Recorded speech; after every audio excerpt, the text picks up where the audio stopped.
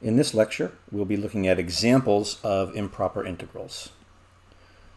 So recall the definition of the improper integral of what people often call a type 1, where we have a function defined on the interval a to infinity, and we define the integral from a to infinity of f of x dx as follows, where graphically we can think of this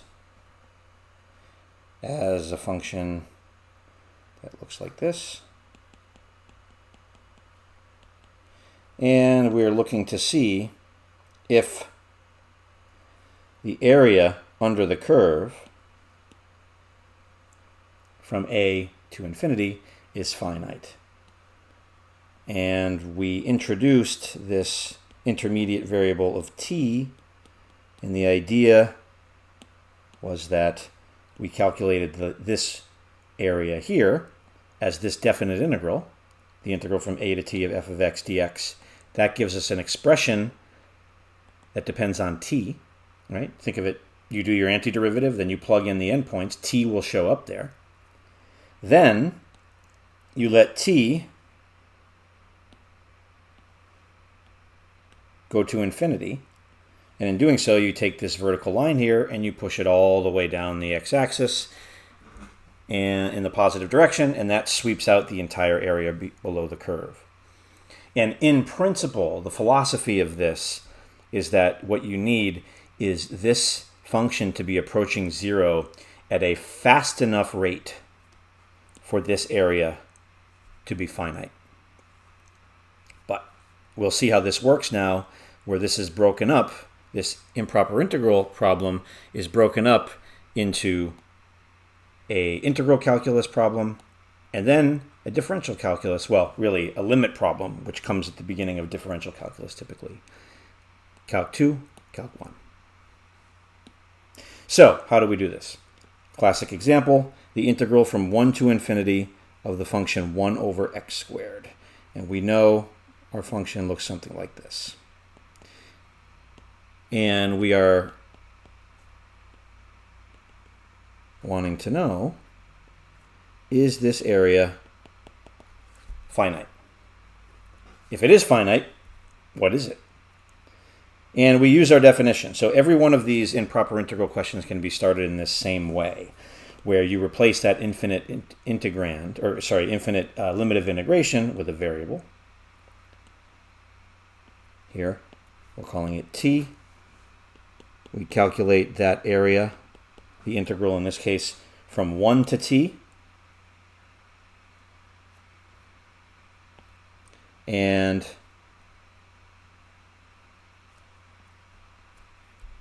see what we get. Once we do that integral from 1 to t, we let t go to infinity. That gives us the actual area. So, this is equal to the limit as t goes to infinity of, and so it's always nicer to rewrite our integrand this way. It's easier to do our power rule integration. And so we know the integral of x to the negative 2. So you add 1 to the exponent and then divide by that new exponent. So we would have x to the minus 1 over minus 1 evaluated between the endpoints 1 and t.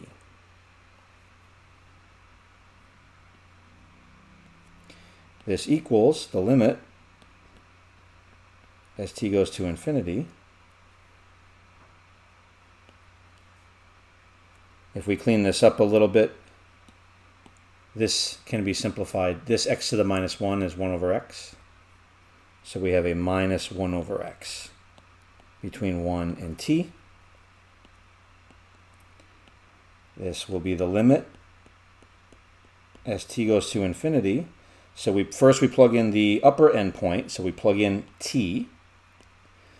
So we'll get minus 1 over t. And then we subtract what we get when we plug in 1. So that would be negative 1 over 1. And we see this gives us the limit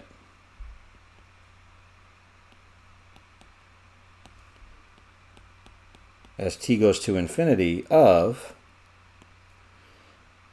here we have a negative -1, and then we have a -1 over t. And so what we have here, this expression within the limit, is exactly the area pictured here. So that's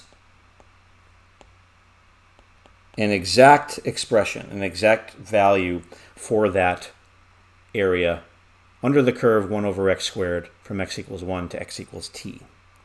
Now, in the second step, when we send t to infinity, right, graphically think about this t going off to the right. That is what we're doing here mathematically when we take this limit. And we know from our limit laws, the limit of this difference is the difference of the limits because they both exist. And we know that this 1 over t term is going to 0. And so the whole thing is 1. Which means this integral from 1 to infinity of 1 over x squared dx is exactly 1. Graphically, the area below that curve from 1 to infinity is exactly 1. And so keep in mind, we want to be thinking about what happens, which of these integrals converge. So we call this convergent because it actually has a finite value. And we'll have some integrals that will diverge. So we'll have some integrals that will have an infinite area. But let's remember that. 1 over x squared, when we did this integral to 1 to infinity, that area was finite. It converged. Let's try a different one. How about 1 over root x? And when you hand draw this, it doesn't look all that much different.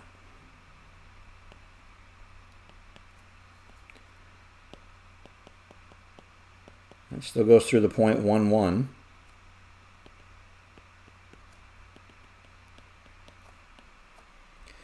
And now the question becomes, is this area finite? If it is, what is it? What is it?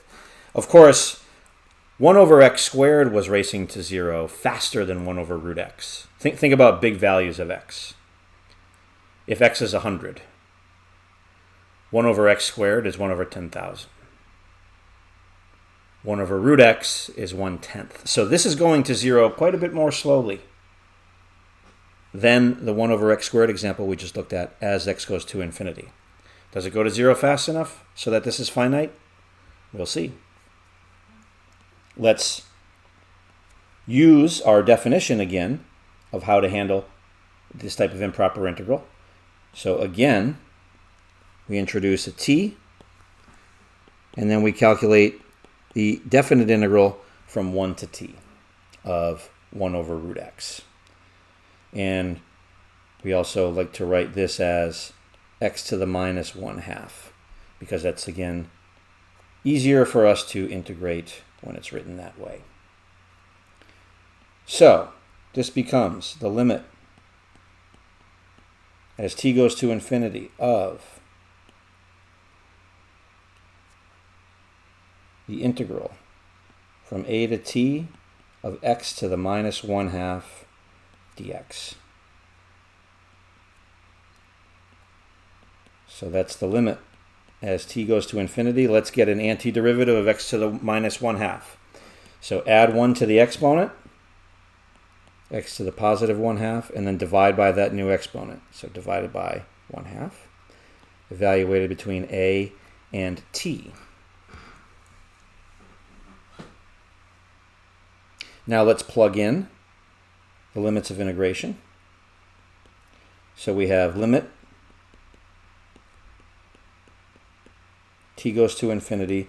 First we plug in t. Well, maybe we clean this up a little bit. This 1/2 can be written as a 2 in the numerator. X to the 1/2 is root x, evaluated between a and t. So that's equal to the limit as t goes to infinity. And if we evaluate, again plugging in t and then a, we have 2 root t minus 2 root, no, a, bad there, a is 1.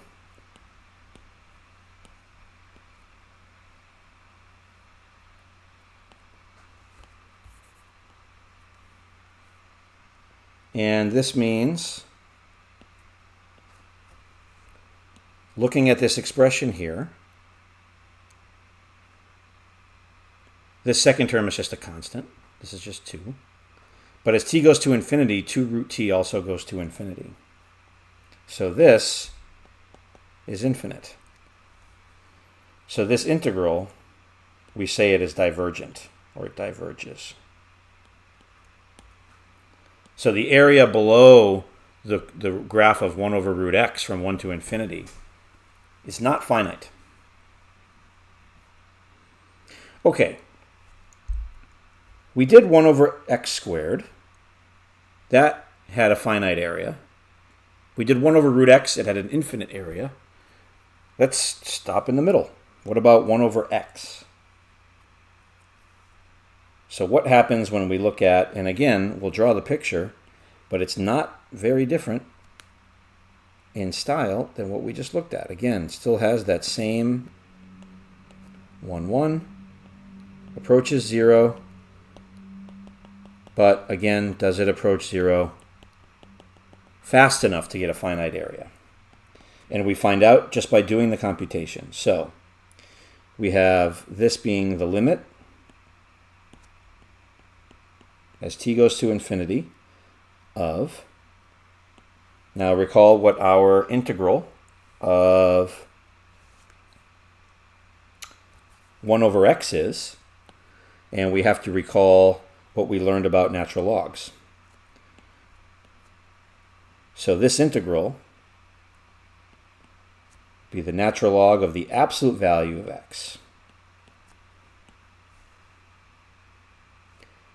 Now we evaluate this at the limits of integration. So we have limit as t goes to infinity of the quantity natural log absolute value of t minus natural log absolute value of 1. Now natural log of, well, absolute value of 1 is 1. And ln natural log of 1 is 0. And t is going to infinity, so t is positive. So this we can replace with the natural log of t. So this expression is reduced to the limit as t goes to infinity of the natural log of t. And, of course, recalling the graph of natural log,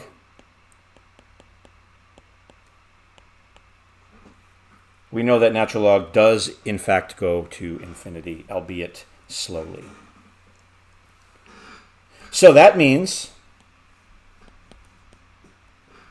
the area beneath the curve, y equals 1 over x, from 1 to infinity, is also infinite. This integral diverges. We summarize by looking at the integral from a to infinity of 1 over x to the p dx, which again looks like the pictures we've been looking at in the examples in this lecture. So we're going from some positive a to infinity and looking at the area underneath the curve of 1 over x to the p. We saw for p equals 2, the integral converged. And we saw for both p equals 1 and p equals 1/2, it diverged. And it turns out that the cutoff is at 1. So if a is greater than 0, then the integral from a to infinity of 1 over x to the p dx converges if p is bigger than 1 and diverges if p is between 0 and 1, inclusive of both 0 and 1. And really what that comes down to is, remember the idea here, and this is a common idea in this type of course, is that we want to know, every time we do one of these calculations, Really what we're asking is this curve racing to 0 fast enough so that this area is finite? For this type of 1 over x to the p function, if p is bigger than 1, it is going to 0 fast enough to get a finite area. Even if it's 1 plus 1 over a trillion, that little bit that gets it beyond 1 is enough. If p is equal to 1 or smaller, like 1 over x squared or 1 over x, then although it is going to 0 as x goes to infinity, it is not going to 0 fast enough to get a finite area. The area is infinite. We say the integral diverges. So there are many other, in any type of problem where you have a function f of x approaching 0, you can look at this type of integral and see if you get something that's finite or not. And there are plenty of examples that you'll see in different exercises like this, but really the 1 over x to the p's are the classical examples.